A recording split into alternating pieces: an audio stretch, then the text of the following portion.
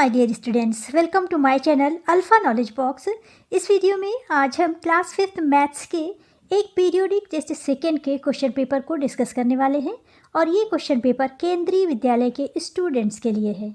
आपका question paper 40 marks का होगा, जिसमें 10 मार्क्स के कॉन्सेप्ट ऑफ नॉलेज से रिलेटेड क्वेश्चन होंगे, 10 मार्क्स के कॉन्सेप्ट ऑफ अंडरस्टैंडिंग से क्वेश्चन होंगे, 10 मार्क्स के एबिलिटी टू कंप्यूट से रिलेटेड क्वेश्चन होंगे और 10 मार्क्स के प्रॉब्लम सॉल्विंग एबिलिटी से रिलेटेड क्वेश्चंस होंगे।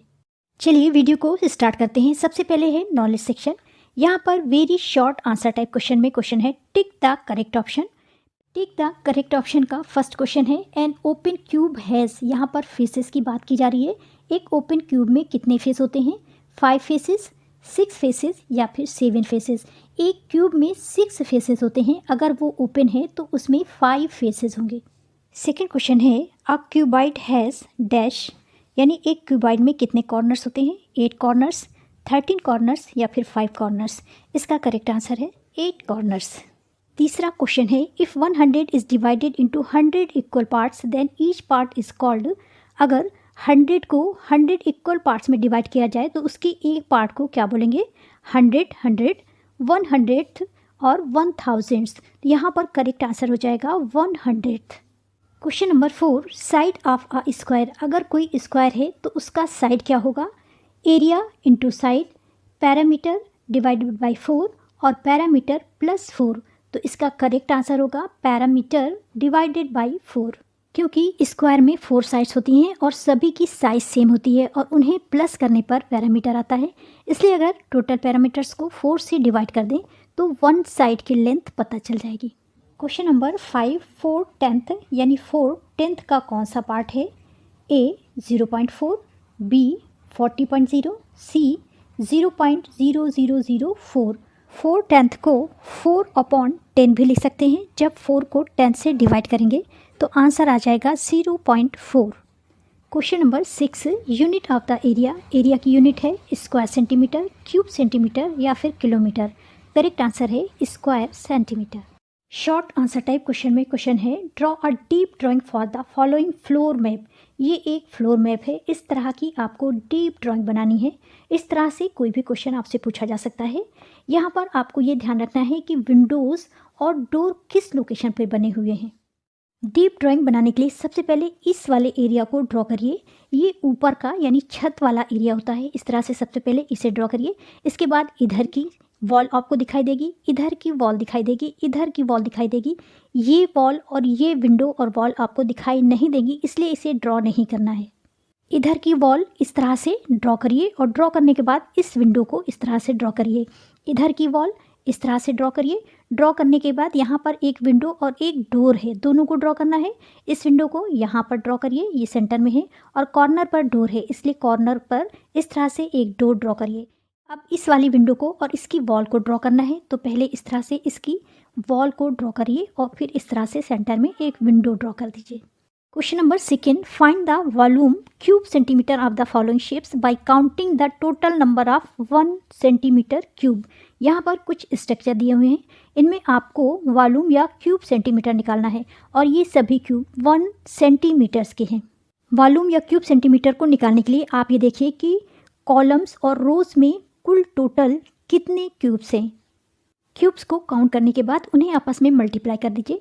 यहाँ पर देखिए 1 2 3 और 4 कॉलम्स हैं। इसी तरह से 1 2 3 और 4 रोज हैं। इस तरह से आप लिखेंगे 4 × 4, 4 4 × 16 होता है। सेकेंड में देखिए 1 2 3 4 कॉलम्स हैं और 1 2 3 रोज हैं, इसलिए आप यहाँ पे लिखेंगे 4 × 3, 4 × 3 हो जाएगा 12।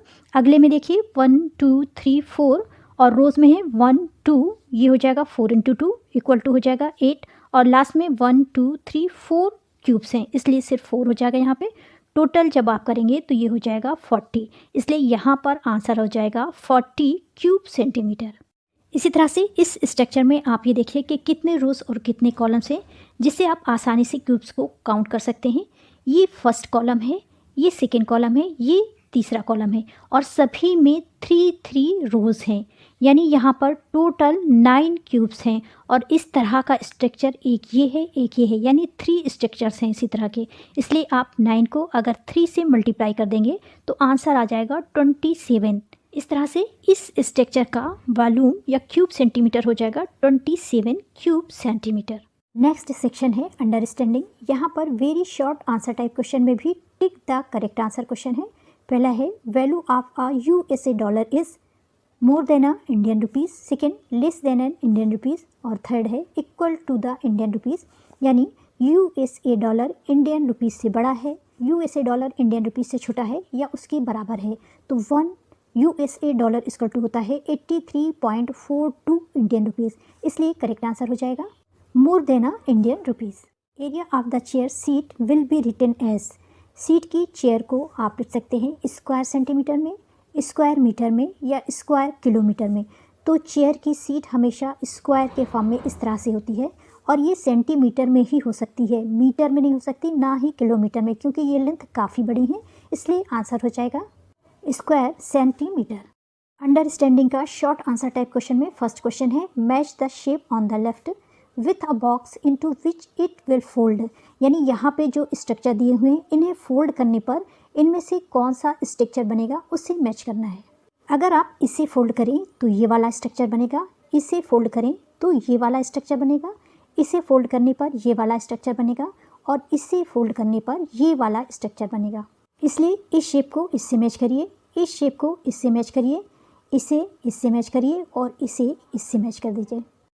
शॉर्ट आंसर टाइप क्वेश्चन के सेकंड क्वेश्चन का एक क्वेश्चन है observe the picture and find out the length of the pencil given below. यहाँ पर एक पेंसिल दी हुई है, एक स्केल है और एक मैग्नीफाइंग ग्लास है। यहाँ पर इस पेंसिल की लेंथ को आपको सेंटीमीटर और मिलीमीटर में मेज़र करना है।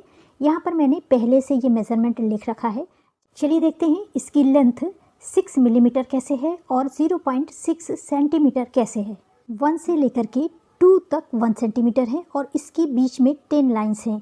ये जो 10 लाइन्स हैं ये हैं मिलीमीटर। 1 सेंटीमीटर इक्वल टू होता है 10 मिलीमीटर और ये पेंसिल यहाँ से यहाँ तक है, इसे काउंट करते हैं 1 2 3 4 5 6, यानी ये पेंसिल की लेंथ मिलीमीटर में 6 मिलीमीटर है।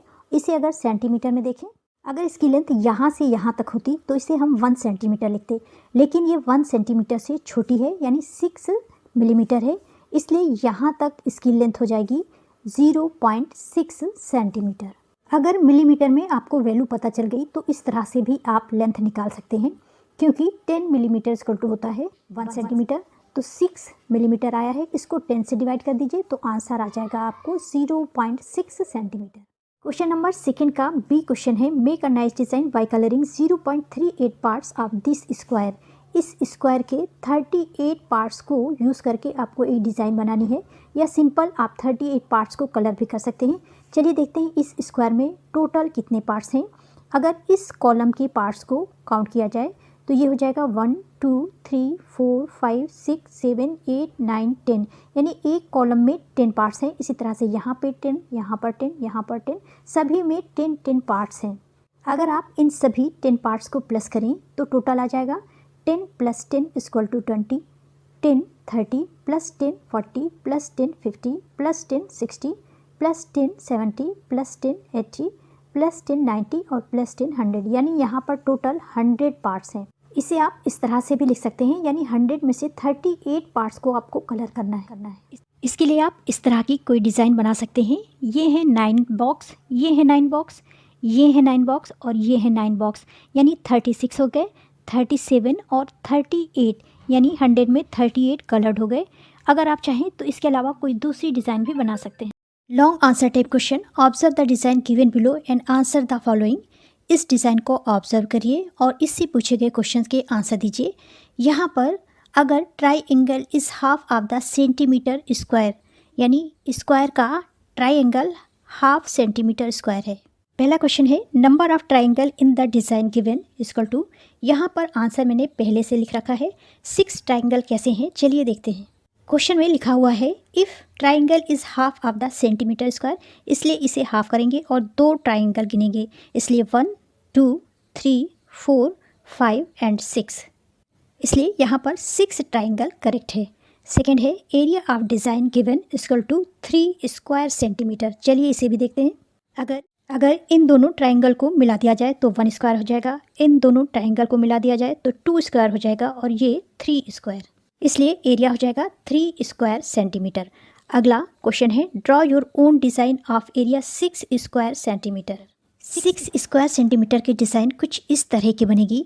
ये ध्यान रखिएगा कि इस वाली डिज़ाइन में एरिया 3 था और इसमें टोटल ट्राइंगल 6 यूज़ हो रहे हैं, यानी डबल यूज़ हो रहे हैं। इसी तरह से इसका एरिया 6 स्क्वायर सेंटीमीटर है, इसलिए यहाँ पर टोटल ट्राइंगल 12 यूज़ होंगे। चलिए इसे काउंट करते हैं। 1 2 3 4 5 6 7 8 9 10 11 और 12। नेक्स्ट क्वेश्चन है count the number of triangles used in design of area 6 square centimetre.